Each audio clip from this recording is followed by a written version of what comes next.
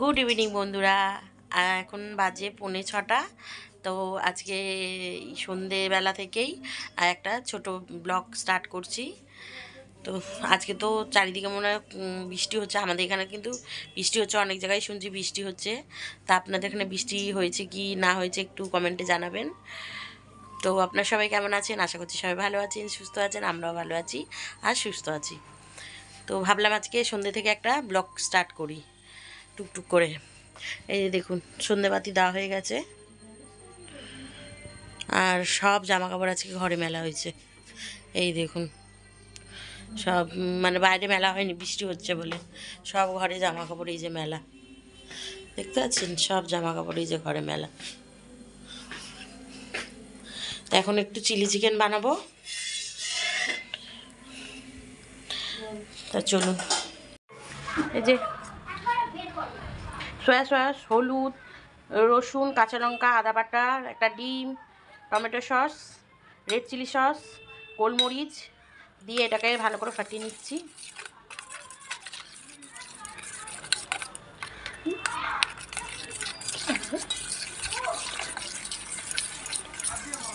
এই যে চিলি চিকেনের ম্যারিনেশন করা হচ্ছে, মাখবো। এমনি হবে না, হাত দিয়ে মাখতে হবে। এটা আমার যে দুপুরবেলাটায় ম্যারিনেট করে রেখে দিয়েছিলাম, এখন ভাজবো। আর মেয়েকে দিলাম, অতটা আদা দিস না, অল্প আদা দে। এই যে যে বললাম দে, একটুখানি কেটে কুটে দে। আর ও কেটে কুটে দিচ্ছে। আর এই ছুরিগুলো নতুন কিনেছে ফ্লিপকার্ট থেকে। চলুন এক এক করে দিতে থাকি।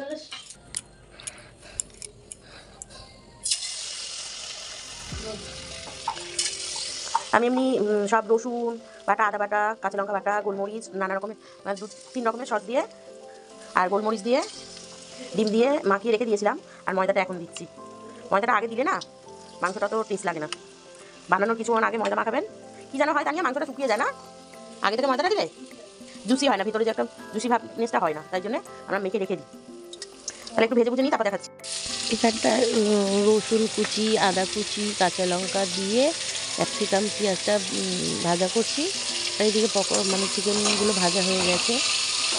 আর এইখানটায় 3 রকমের সস নিয়ে নিচ্ছি, soya sauce, red chilli sauce আর টমেটো সস। এগুলো দেবো। চিলি চিকেনটা আমার তৈরি হয়ে গেছে, কেমন হয়েছে জানাবেন। আর যদি রেসিপিটা পুরোটা দেখতে চান তাহলেও কমেন্টে জানাবেন। তাহলে আমি একদিন চিলি চিকেনের রেসিপিটা আপনাদের সাথে শেয়ার করব, আমি কিভাবে বানাই। রাত্রিবেলা আমাদের লাইটের আলোটা একটু কম, তো হয়তো আপনারা বুঝতে পারছেন না, কিন্তু কালারটা দারুণ এসেছে আর খেতেও কিন্তু দুর্দান্ত হয়েছিল।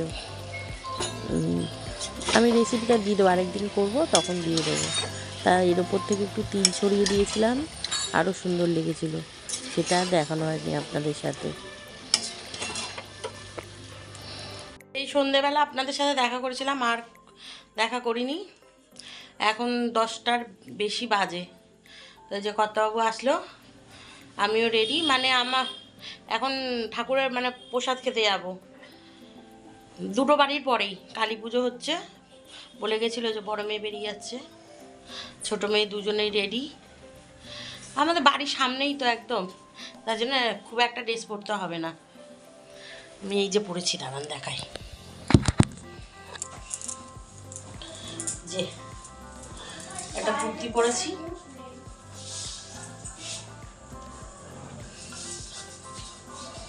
রেডি একদম।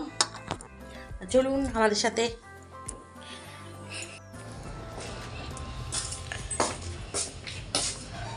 কই বেরোবে তো, যতই দুটো বাড়ির পরে হোক তালা তো মারতেই হবে ঘরে।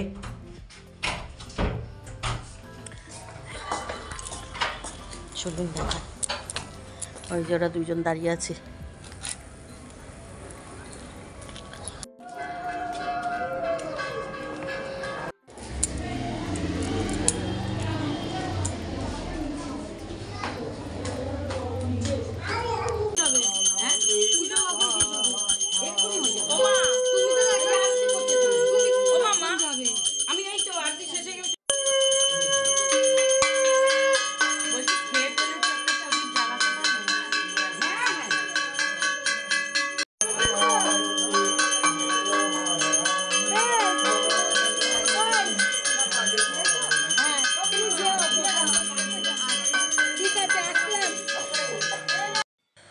দেখুন ছাদের উপর থেকে আমাদের মাঠটা পাড়ার মাঠটা কত বড়, অনেক বড়। কিন্তু আমাদের ফ্ল্যাটে ছাদে ওঠা হয় না, কখনো উঠে দেখাবো। তো পুজো দেখে এসে আমরা সবাই বসে পড়লাম, খাওয়ার জায়গায় চলে আসলাম। তো বসেই পড়েছি। আর ওপরে দেখুন মাথার উপরে ডিজাইনটা খুব সুন্দর হয়েছে না?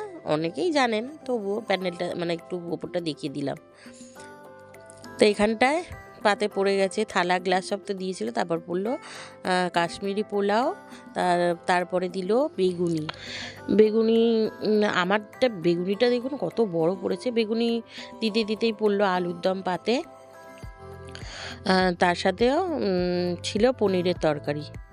তো এই যে বেগুনি দিয়ে খাচ্ছি, আর এখানটায় জায়গা করে নিলাম যাতে পনিরের তরকারিটাই দিতে পারি। এই যে দেখুন পনিরের তরকারি দিল। সবকটাই খাবার দুর্দান্ত হয়েছিল, খুব সুন্দর। আর দেখুন কাশ্মীরি পোলাও আমি প্রথম খাচ্ছি। আমি প্রথম মনে করছিলাম যে ফুডস দেওয়া আছে কেমন লাগবে খেতে, জানি না, হয়তো ভালো লাগবে না, কিন্তু দারুণ লেগেছিল খেতে। আর পনিরও দিয়েছিল এর মধ্যে। আলুর দমটাও যেমনি হয়েছিল, আর পনিরের তরকারি সবকটাই খুব সুন্দর খেতে হয়েছিল। তো খাচ্ছি। আর আমি একটাই বেগুনি নিয়েছি, বেশি বেগুনি নিইনি, রাত হয়ে গেছে তো, আবার বেশি তেলের জিনিস খেলে শরীর খারাপ করবে। তো এই যে এক এক করে সব তরকারি দিয়ে খেয়ে নিচ্ছি। আমি মানেটা একটু বেশি বলে ফেলি না। তা খাওয়া দাওয়া হয়ে গেছে। এবারে পড়লো পাতে চাটনি, তার সাথে পড়লো লাফ পাঁপড়। আর আমার কর্তাও তো বেগুনি খেতে খুব ভালোবাসে, উনি 3টে বেগুনি খেয়ে নিয়েছে। কি বলবেন, সুগারের রুগী, কোনো কিছু মানে না জানেন। তো এদিকে ওরাও খাচ্ছে, আমাদেরও সবারই খাওয়া মোটামুটি শেষ হয়ে এসছে। আর এদিকে বড় মেয়েকে দিচ্ছিল পাঁপড়। তা খাওয়া দাওয়ার পর আপনাদেরকে এই যে মিষ্টি পড়লো, তো আপনাদেরকে মাকে দর্শন করানো হয়নি, তো চলুন মাকে দর্শন করিয়ে দিই। এই যে ওদের মাকে দর্শন করিয়ে দিলাম, মা সবারই, ওদেরই না। তো এবার বাড়ি চলে এসেছি, সবাইকে গুড নাইট। এই দই নিয়ে হাতে। তো ভিডিওটা ভালো লাগলে লাইক করবেন, কালকে আবার নতুন একটা ভিডিও নিয়ে হাজির হয়ে যাব।